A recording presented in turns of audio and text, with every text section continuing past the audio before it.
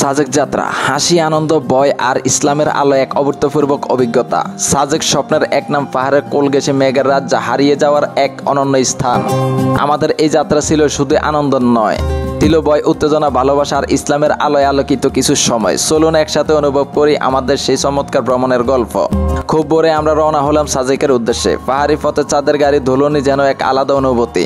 উঁচু নিচু আঁকাবাঁকা রাস্তা, পাশে গভীর খাদ আর মাথার উপর সাদা তুলোর মতো ভাসমান মেঘ, সব মিলিয়ে এক অনন্য দৃশ্য। তবে বয়জি ছিল না তা নয়, এক একটা বাঁক নিতে গিয়ে মনে হচ্ছিল এই বুঝি গাড়িটা নিচে পড়ে গেল। সবাই একসাথে আল্লাহ বলে চিৎকার করে উঠছিলাম, কিন্তু চালক ছিলেন দারুণ দক্ষ। প্রতিটি বাঁক সাবধানে পার হচ্ছিলেন।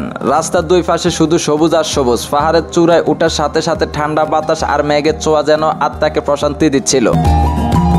আমাদের মধ্যে একজন হাসতে হাসতে বলল, ভাই এই জায়গায় একটা ঘর বানাইলে লাইফ সেট। অন্যজন উত্তর দিল, কিন্তু ভাই বাজার কোথায় পাবো? সবাই একসাথে হেসে উঠলাম। এই আনন্দের মাঝে ইসলামিক ভাবনা, এই সুন্দর প্রকৃতি দেখে কোরআনের একটি আয়াত মনে পড়ে গেল। তিনি আকাশ ও পৃথিবী সৃষ্টি করেছেন, যথাযথভাবে রাতকে দিনের উপর এবং দিনকে রাতের উপর তিনি প্রবাহিত করেন। সূরা জুমার 5 নম্বর আয়াত। আল্লাহর আপার সৃষ্টি আমাদের চারপাশে ছড়িয়ে আছে, শুধু দেখার চোখ থাকা দরকার। পাহাড়, মেঘ, বাতাস সবই তার অসীম কুদরতের নিদর্শন। ভয়ের মুহূর্ত ও আল্লাহর রহমত। হঠাৎ গাড়ির ব্রেক কষে ধরল, সবাই ভয় পেয়ে গেলাম। সামনে বিশাল এক গর্ত। আল্লাহর রহমতে চালক সেটা বুঝতে পেরে ঠিক সময়ে গাড়ি থামিয়ে দিলেন। আমাদের মধ্যে একজন বলল, ভাই দোয়া করেন, এই পাহাড়ি রাস্তায় দোয়া বড় দরকার। সাথে সাথে আমরা আয়াতুল কুরসি পাঠ করলাম, কারণ রাসূলুল্লাহ সাল্লাল্লাহু আলাইহি সাল্লাম বলেছেন, যে ব্যক্তি সকাল ও সন্ধ্যা আয়াতুল কুরসি পড়ে সে সারা দিন রাত আল্লাহর হেফাজতে থাকে। বুখারী শরীফ। সাজেক ভ্রমণ আমাদের জন্য শুধু একটি ভ্রমণ নয়, বরং এটি ছিল প্রাকৃতিক সৌন্দর্য উপভোগ, বন্ধুত্বের বন্ধন দৃঢ় করা, আল্লাহর নিদর্শন উপলব্ধি করা এবং জীবনের নতুন নতুন অভিজ্ঞতা অর্জন করা। আল্লাহ আমাদের সবাইকে সুস্থ রাখুন, আর অনেক সুন্দর জায়গা দেখার তৌফিক দিন